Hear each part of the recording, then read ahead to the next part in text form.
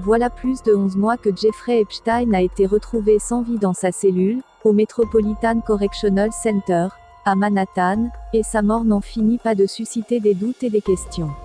Son ancienne amante et collaboratrice Ghislaine Maxwell, qui avait été arrêtée et inculpée par les autorités américaines il y a plus de 2 semaines pour trafic de mineurs, fait partie des personnes qui ne croient pas à la thèse du « suicide ». Questionné par le tabloïd britannique The Sun, un proche de la quinquagénaire a confié que celle-ci était persuadée que Jeffrey Epstein avait été assassiné. Ghislaine Maxwell aurait indiqué que le milliardaire, condamné pour trafic sexuel de mineurs, a été tué pour que celui-ci ne dénonce pas ses complices.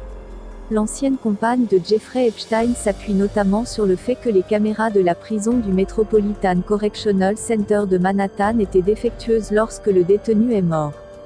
Jeffrey Epstein a pourtant été retrouvé pendu en prison, attaché à des draps, le 10 août dernier.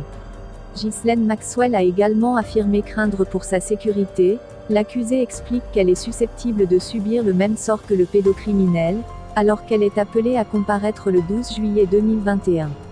Selon un témoin, qui s'est exprimé dans le Daily Mail, la quinquagénaire aurait en sa possession des vidéos de nombreuses personnalités et célébrités en train d'agresser sexuellement des mineurs. Si Ghislaine tombe, elle s'assurera d'emporter le plus de monde possible dans sa chute, a assuré le témoin.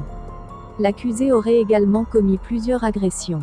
Ghislaine Maxwell a été mise en examen pour avoir recruté de jeunes adolescentes mineures pour le compte de Jeffrey Epstein, entre 1994 et 1997. Elle est aussi accusée d'avoir menti de façon répétée, lors d'un témoignage sous serment dans le cadre d'un procès au civil en 2016, ce qui lui vaut 2 chefs d'inculpation pour faux témoignage. L'acte d'accusation cite 3 victimes présumées, identifiées uniquement par des numéros, toutes mineures à l'époque des faits. Il indique qu'elles ont été amenées par Ghislaine Maxwell dans les résidences du financier à Manhattan, en Floride, au Nouveau-Mexique, ainsi que dans la résidence de Madame Maxwell à Londres, avant d'être agressée sexuellement. Elle encourt jusqu'à 35 ans de prison.